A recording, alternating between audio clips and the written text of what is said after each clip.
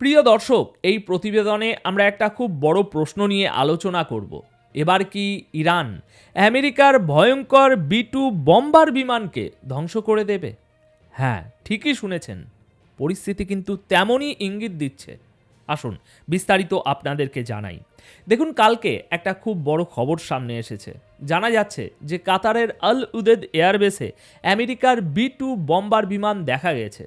শুধু তাই নয়, ইরানের আশপাশের এলাকাগুলোতে আমেরিকার F-35 ফাইটার জেটও পৌঁছানো শুরু হয়ে গেছে।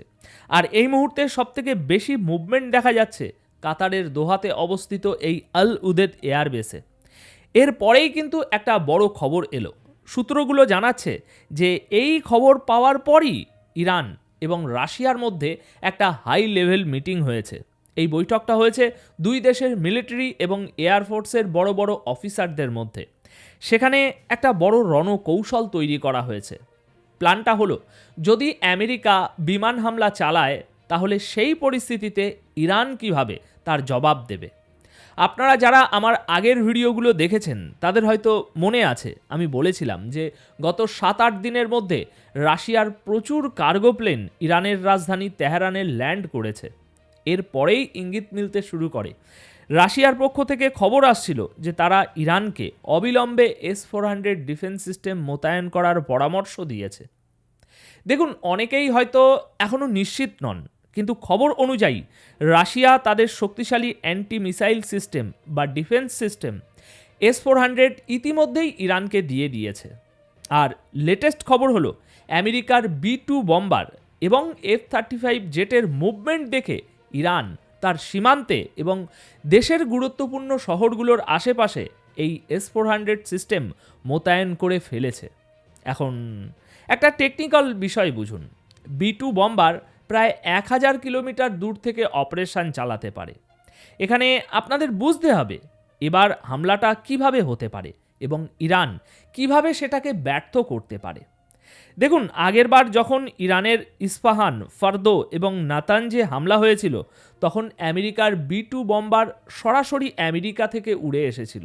মাঝ আকাশে তেল ভরে তারা ইরানে বোমা ফেলে আবার ফিরে গিয়েছিল। কিন্তু এবারের খবর অন্যরকম। শোনা যাচ্ছে এবার যদি ইরানে হামলা হয় তবে আমেরিকার এই বিমানগুলো সরাসরি আমেরিকা থেকে আর উড়ে আসবে না।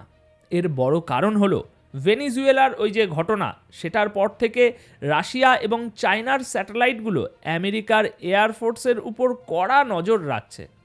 আমেরিকার যুদ্ধজাহাজ কোথায় যাচ্ছে, কোন প্লেন কোথায় মুভ করছে, সব কিছুর উপর রাশিয়া এবং চীনের কড়া নজর রয়েছে।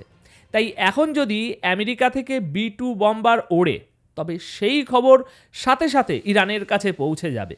ওদিকে ইরানের পক্ষ থেকে বারবার একটা কথা বলা হচ্ছে, সেটা হলো প্রিএম্পটিভ স্ট্রাইক।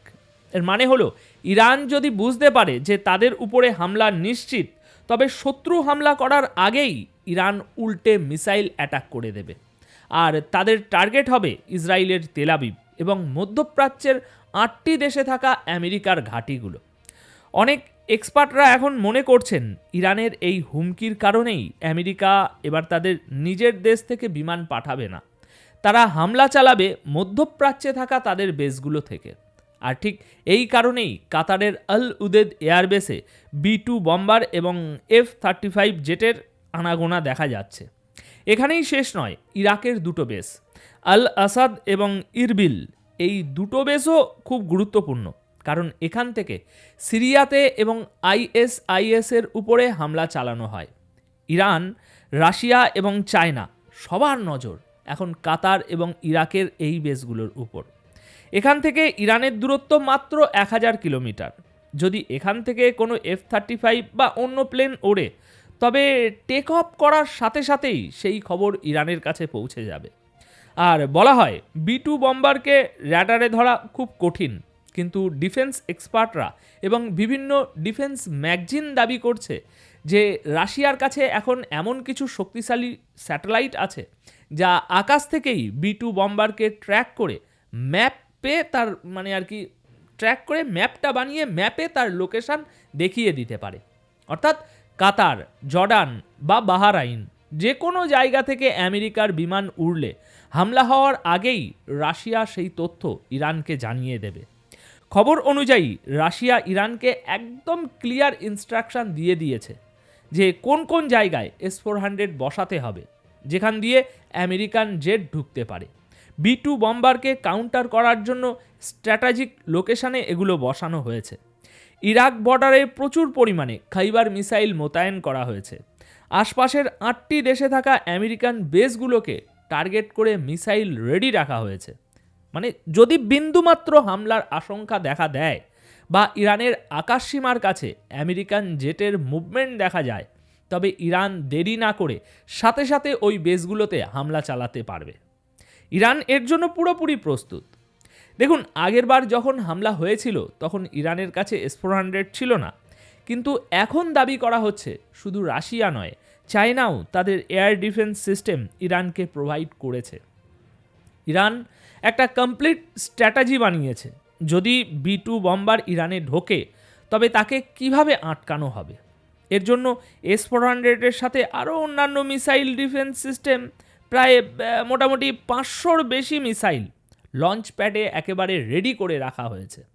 বলা হচ্ছে এটাই হয়তো প্রথমবার হতে পারে যখন আমেরিকার B-2 বম্বার চ্যালেঞ্জের মুখে পড়বে, কারণ রাশিয়ার S-400 সিস্টেম B-2 বম্বারকে এঙ্গেজ করতে পারে, অর্থাৎ তাকে চিহ্নিত করে ধ্বংস করতে সক্ষম।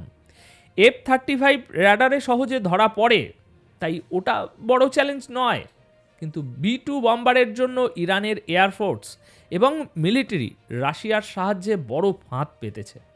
দেখুন, আমি আগেও ভিডিওতে বলেছিলাম যে ইরানের কাছে S-400 আসার খবর কতটা সত্য। প্রায় 1.5 মাস আগে ইরানের ইস্পাহান নিউক্লিয়ার সাইটের কাছে একটা মিসাইল টেস্ট হয়েছিল।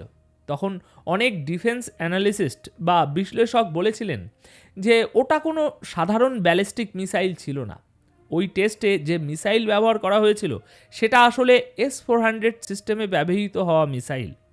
দেখুন, সাধারণত কোনো দেশ মিসাইল টেস্ট করলে বোঝা যায় সেটা সলিড ফিউল না লিকুইড ফিউল, তার রেঞ্জ কত।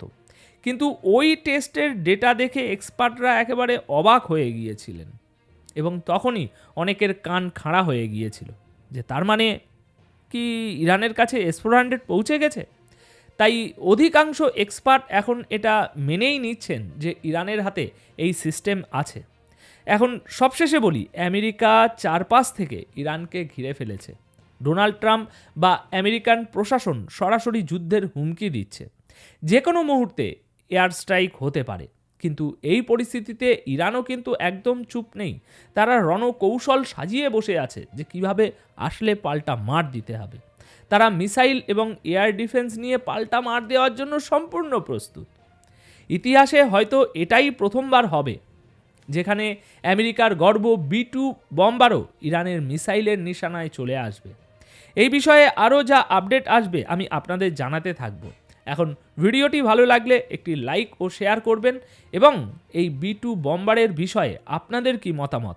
ইরান কি পারবে আমেরিকার গর্ব এবার ইরানের মাটিতে ঢুকলে সেটা ফিরে যেতে, নাকি ইরান এবার মাটিতে নামিয়েই ছাড়বে? আপনাদের মতামত অবশ্যই কমেন্ট বক্সে লিখে যাবেন। ধন্যবাদ আপনাদের সকলকে।